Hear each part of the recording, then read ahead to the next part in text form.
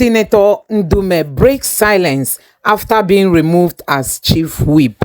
So, guys, Senator Ndume has finally come out to speak. He had a press conference and he's telling the president of Nigeria that he will not just follow him like a mumu, as in he will not just accept anything he says or anything he does, even if he's wrong. That no, he wants to stand for the truth. He wants to stand for what is right. He will not just be, follow. He just wants to do the right thing. That is what he has come out to say. And this is going to send a very strong message, to Tinubu and also to his team. Because just for them to know that everybody is not satisfied with the way this country is going. Take a look. It is unpatriotic to stand by the president in whatever he does. It is patriotic to speak the truth to not only the president, but anybody for that matter. It is unpatriotic not to speak the truth to power or to anybody, and I still stand by that. So, guys, I'm going to let you watch this video. Just take your time and listen to what Senator Ndume has come out to say. And from the look of things, I think he's planning to dump the APC. Possibly he will be heading to SDP because the SDP chairman has come out to tell him to come join the party. That is the party where the former governor of Kaduna in the person of El-Rufai belongs to. So they've been wooing him to come join them since after all this saga started. And possibly from the statements he made here, I'm sure he will be dumping the APC any moment from now. So guys, take a look at that video. Gentlemen of the press, good morning. In reaction to what has happened to me, I reviewed several times, from beginning to the end, the interview I granted. I also shared the interview I granted to friends, elders, leaders in this country to review and get back to me to tell me whether I have said anything that is not true or that is wrong in that interview. And unanimously, the people I shared with, and my conviction too, tells me that I did not do anything wrong. I did not say anything wrong.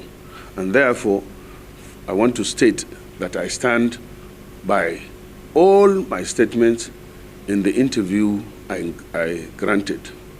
Secondly, the party that recommended to the Senate that I should be removed from being the chief whip of the Senate, I take that as an act of God.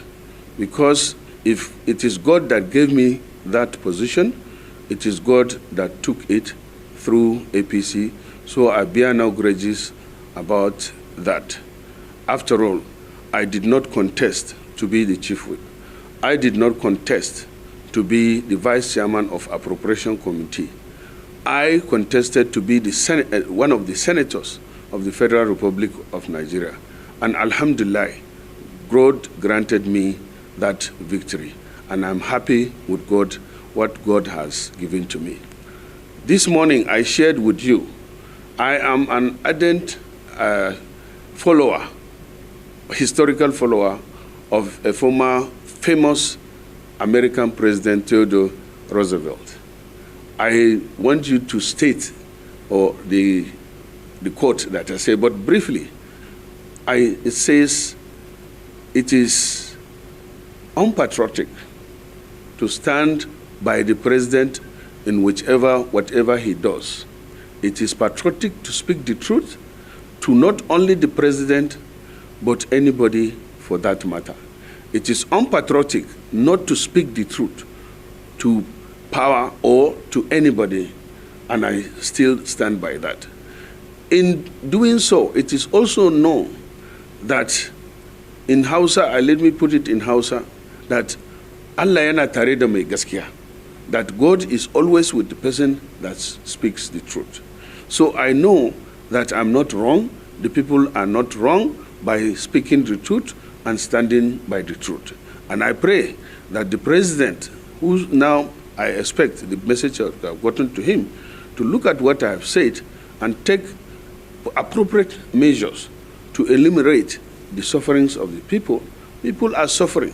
People are suffering. People are angry. People are not happy. I'm happy that yesterday the president agreed with NLC to increase the salary to 70,000 naira, which is a good move. But it takes more than that, because realistically, that is like a bag of rice, a money that will maybe buy a bag of rice or cover the cost of bag of rice. So I encourage, or I call on to the president to still open up and listen to the people. The president, I knew, had infiltrated access to people. If you go to Borderland, as I said, you will see, you will know from far whether he's there or not. If you go to Lagos House in Abuja, if he's in Abuja, on turning, you will know whether the president is there or not. I think he should think about that and get back to it. Then, on me leaving the party, I'm a founding member of APC. In fact, I can say I was in APC before the national chairman, because I'm a member of the NPDP that formed the APC, joined the coalition that formed the APC. And I did not do that just like that. It is in consultation with my people that I joined APC. We were the 22 senators that joined to form APC. We were called NPDP then. And if you check history and look at the list of the senators, my name is number 21 out of 22. That was because I initially did not want to join APC because of some people that are in the coalition.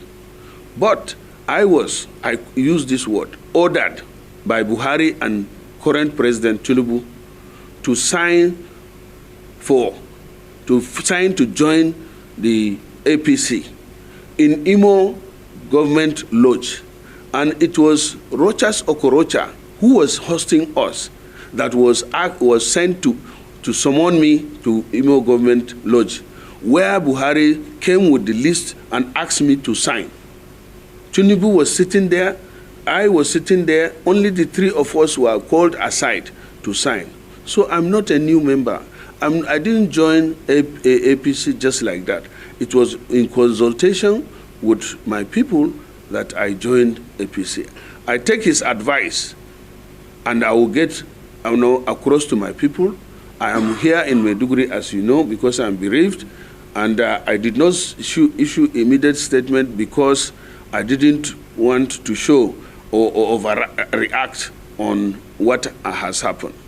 Lastly, on me being removed from being chairman of Appropriation Committee, still, the Appropriation Committee was given to me not because I was desperate about it. No, it was because I was begged to accept the position of Chief Whip, knowing fully that I led the campaign for emergence of Apabio as the Senate President. And I was begged to to choose whichever committee I want to be the vice chairman. And I chose appropriation in order to stand for my people and make sure that there is justice in whatever they do. So it's not like I'm desperate. They have been removed. And I learned, because nobody wrote to me, that I've been given chairman of tourism. I want to state here that I beg to decline or to reject the offer for 2 reasons or 3. 1, you must do something that you are not interested. I'm not a tourist. I don't have visa to any country as I'm speaking to you now because I don't travel a lot.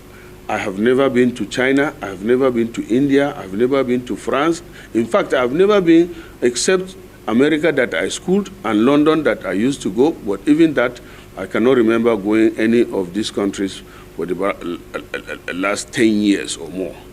So I'm not interested in accepting the Committee on Tourism for the two reasons I told you. I'm inexperienced in that.